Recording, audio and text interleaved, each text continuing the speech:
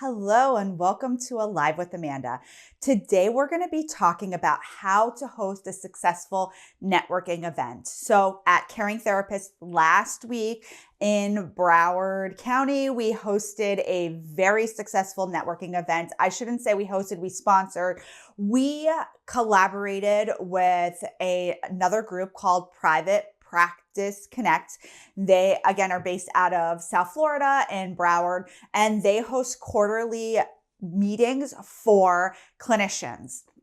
And they will get a treatment center or private practice to sponsor the quarterly meetings. And it was fantastic. I will say like a really big shout out to Sophia and Jessica. They are the owners and collaborators, and they were really, really organized. So I want to tell you some things that they did that was really helpful. So first and foremost, we had one of our speakers, Dr. Alyssa Kerrigan, who is a school psychologist, go in and speak about labels in the age of social media. And that was really topical, right? So we had a really great speaker. She's fantastic.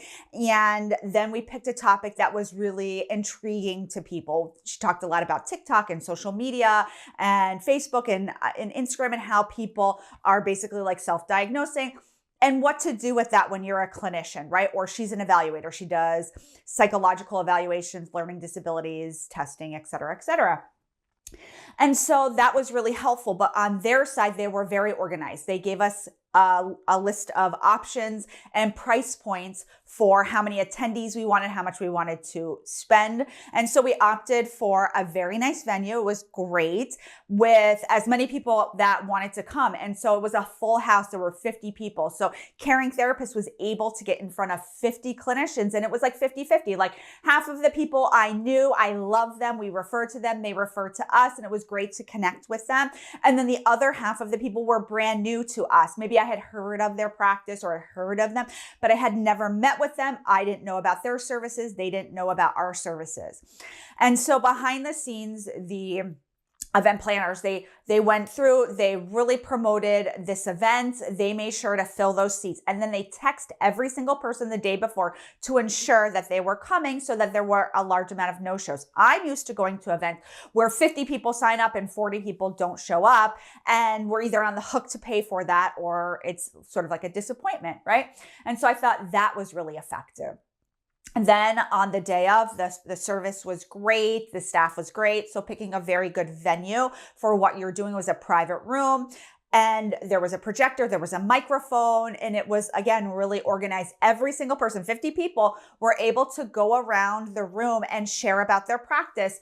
But they put up an elevator speech right up on the PowerPoint and explained how to do it to keep everybody within 30 seconds. So if you see, I'm like leaning in because this is like the bane of my existence. You ever go to a networking event and people drone on and on and on and on about their practices? And it's like, I super want to respect people and hear about their practice, but like sometimes it's overkill. Like you don't need to list out 50 specialties and where you went to school and et cetera, et cetera, et cetera. Like there is a limit to how much sharing goes on. And so I loved the 30-second. It was like just enough to hear about somebody, maybe where they were located, what they did, but it didn't go on and on where I tuned out and I'm like, I can't even go talk to that person because they're going to corner me and give me like this really long spiel. And it's like not mutually beneficial for either of us, right? And so I thought that like the 30-second, this is you're going to share was really great. As the sponsor, we were given an opportunity to speak. I shared about the practice. I was able to go on for longer than 30 seconds. And a lot of people know us for therapy, but what they don't know us for is testing. And so I really highlighted the testing piece, right? I highlighted our team. I highlighted our locations. I shared a little bit about where we're going. And so it really like helped to engage the people there and really highlight what we did, but not in a way that people are like, oh, that we know they take insurance and we know that they do therapy. And so really being able to highlight your services at networking events is going to be really important if you're looking to grow your private practice, either your solo practice or your group practice. I mean, I've been in private practice for 12 years. I have gone to countless networking events, CEO events, speaker events. I have spoken at them. I've hosted them. I've sponsored them. I've done the gamut. And I think that we're going back to that. And so where before everything was on Zoom, right? COVID is over. Like it's that era is over. We're going back to in-person. So if you can highlight your services in person to a large group of clinicians, it's going to be absolutely fabulous for you. So I'll give you one more tip on how to host this type of event or how to get in front of these kinds of speakers or clinicians. But first, I want to thank our sponsor, TherapyNotes. If you're looking to grow your solo practice or your group practice, your in-person or your virtual, or your private payer insurance-based practice, it is really the platform for you. Lately, I've seen a lot of large group practice owners wanting to leave whatever electronic health record they're at. And I am constantly tagging TherapyNotes because I truly believe it is the best system out there for large group practices. You can scale easily. There's a lot of reports and there's fantastic customer service. We do on onboarding. We're like, here is the customer service for TherapyNotes. Here are the blogs to read. Here's the information that you need. And it makes it so simple at a small scale and a large scale to grow your private practice. So I really want to give a shout out to TherapyNotes. So if you are looking to go to these events or host these events, you need to be strategic about it. We got in front of clinicians to share our testing services. If I'm trying to sell my therapy services, I'm not going to go in front of clinicians. Why? Because they're also trying to boost their therapy services. I'm going to go in front of people who maybe are not clinicians that can be a referral source, or they are my ideal client.